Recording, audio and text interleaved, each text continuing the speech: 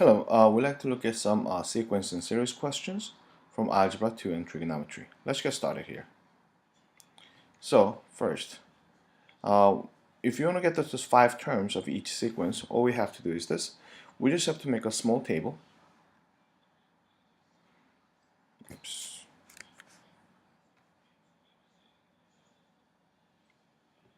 And I'm just going to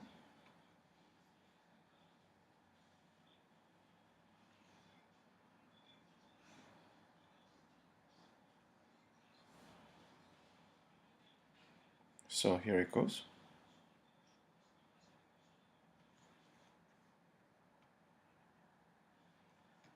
So what I'm going to do is this. First question, number 4. We have a sub n is equal to n plus 5. That means I'm going to put this one as n, and then this is a sub n. If n goes from 1 to 3 through 1 through 5, now a sub n, just plug in 1 in place of n. We get 6. Next one becomes 7, 8, 9, and 10. Just greater than the greater than the value of n by 5. That's all we have to do. Number 8.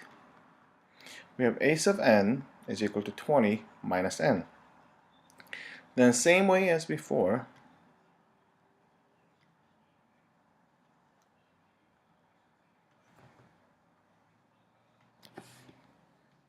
so I'm going to make the, actually I guess it'll be better.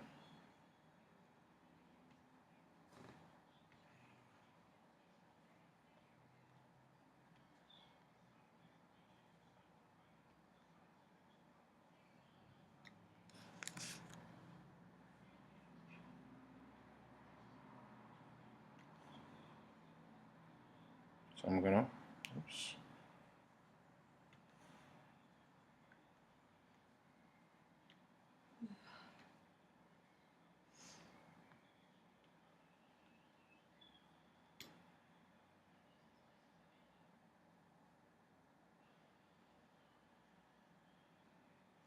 Okay. All right. So second case is this is n. This is a sub n. N goes from 1 through 5. And a sub n then becomes, when 1 plugged into here, we get 19. And when n equals 2, we get 18, 17, 16, and 15 for that matter. Alright, let's look at number 12. Case of number 12, we have 2n minus 1. A sub n is equal to 2n minus 1. Then we have, once again, the same way as before. This is n, this is a sub n. N goes 1, 2, 3, 4, 5. When n equals 1, we get 2 times 1 minus 1, we get 1. When n equals 2, we get 3. When n equals 3, we get 5, 7, and 9 in that order. Now let's look at number 16. 16, his a sub n is equal to 12 minus 3n. Then same way as before, we're gonna set up the table a sub n and a sub n. N goes to 1, 3, 4, 5. So when 1 is plugged in place of n, we get 9. When n equals 2, we get 6. When n equals 3, we get 3. When n equals 4, we become 0, 12 minus 12. And when n equals 5, we get negative 3. Alright, let's look into the next one. So write on algebraic expressions, then find the 9th term of each sequence. So here, since it is increasing by 3, so our a sub n must be equal to 3. This becomes a coefficient, right? So 3n. Now, because it's increasing by 3, but let's try to plug in place of n. If n equals 1, we get 3. It makes sense. When n equals 2, we get 6. Oh, that also makes sense. So therefore, in this case, 3n is our answer. And then a sub 9 will be simply 3 times 9, which is 27. Number 24. Everything is increasing by 2, just like before. So we have a sub n must be 2n. That's the beginning point. But when you plug in 1, we get 2 when in fact we needed 7. Then what if we add 5? So let's check off on the second one. If n equals 2, then we get 4 plus 5 becomes 9. It matches. So that's good. A sub 9 then becomes 2 times 9, which is 18. 18 plus 5 becomes 23. So that becomes our answer. Now, number 28. Number 28 is a little bit tricky here. So here we have increase is 3, but next increase is 5, next increase is 7. It's not the same as before. But here, second round, if you have to go one step further, then in that case, their differences are 2. So therefore, a sub n, since they end up getting the same increases on the second round, then we know that we're going to have n squared. Now, number in the front of the n squared, we call the coefficient of n squared, has to be the half of these values. This is using the method of a method called finite differences. Now, then half of 2 becomes 1, so we can just times by 1. Then let's try to see what we needed for the rest of them. So here we have, when n equals 1, we get 1 squared, but we have to get 2. How can we have 2? By adding 1. If n equals 2, then we get 2 squared becomes 4, but how can we get 5? It matches by adding 1. How about 3? 3 squared becomes 9, adding 1 becomes 10, it matches. Alright, so a sub 9 must be equal to 9 squared, which is equal to 81, plus 1 becomes 82. That becomes our answer. Now, first 5 terms of each sequence.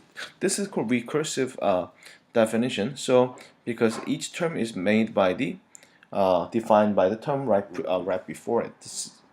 So here, number 32. So this is n. This is a sub n. First 1, 2, 3, 4, 5. So when a sub 1 is equal to 1, they told us a sub 2 is whatever previous one, multiply that by 3, so we get 3. The next one is multiplying that by 3, we get 9. Next one is 27. Next one is 81. By keep on multiplying by 3s. Now, how about the next one? Number 36.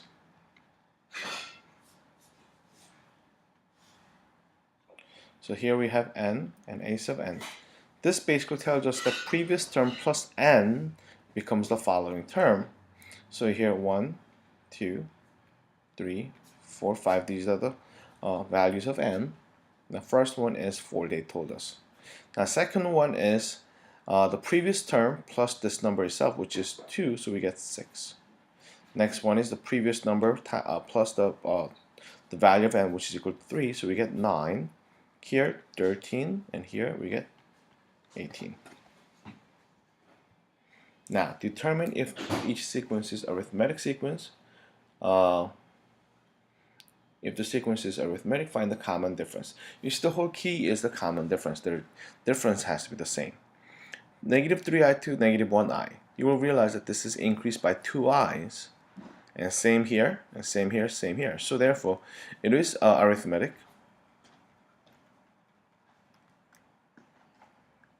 And then the common difference, d is equal to 2i. How about the next one? Here in this case we are increasing by 0.25, as you can see. So yes, it is arithmetic. And then d is equal to 0.25. Now, they want us to find the common difference of each arithmetic sequence, write nth term for each given sequence. So here, common difference is, it seems like we are keep on adding by 1/2.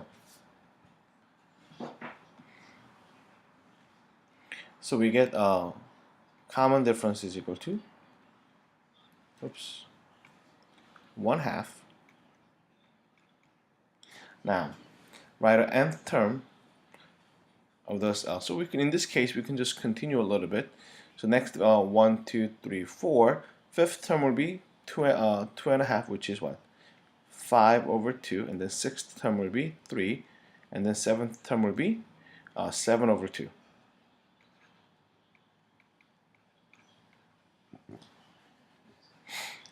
Now write a first 9th term of the arithmetic sequence that has 100 as 5th term and 80 as the 9th term. Alright, so here, in fact, let me try to 1, 2, 3, 4, 5, 6, 7, 8, 9. So 80 as the 9th term. And then 3, 4, 5. This is 5th term was 100.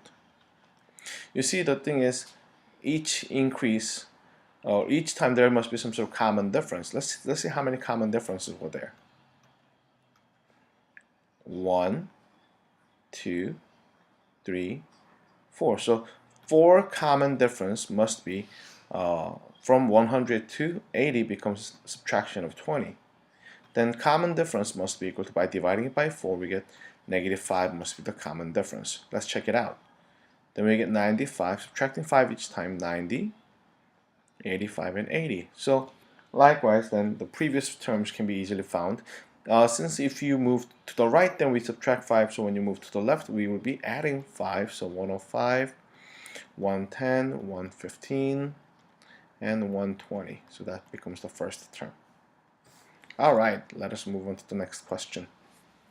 So we want to see if the terms are geometric. If it is, find R, which is common ratio. And if it's not, we need to explain why not. So how do we find if something is a geometric or not? All we have to do is divide any given term to its previous term. So here we have is 5 over 1, meaning second one over first term. Is that the same as the third term divided by second term, which is true, 25 over 5. And then likewise, you will realize that every time you will get the ratio of R is equal to 5. So it is geometric. How about number 8? Let me try to use so here we have the division is 12 over 36. Is that in fact equal to 4 over 12? Yes, because the bottom one is the 3 times of the first numerator. Same in this case. Now, how about the next one? 4 over 3 to 4. So as you can see, the ratio of R is equal to 1/3. And then it is geometric sequence, therefore. How about the next one? Here we're going to try to see. Number 12 becomes, we get 0.1 over 1. In fact, is that equal to 0.01 over 0.1? That's the pattern that we see. Each time you will realize that this is equal to 1/10. R is equal to 1/10. When you put this one into calculator, and you will realize that it is 1/10. Then yes, it is geometric sequence, therefore. Now we need to write down the first 5 terms of geometric sequence here. 1, 2, 3, 4, 5. So first term was 40. Second term then has to be multiplying 40 by 1/2. So we get 20, 10, 5, and 5 over 2. Just getting the half each time. This becomes 5th term, which is ace of 5, or some people call this one as G sub 5, depending upon how you guys label it. Oh, in this case it has to be ace of 5 because ace of 1 was 40. Alright, let's move on. That's it. Have a great day, and I'll see you later. Bye-bye.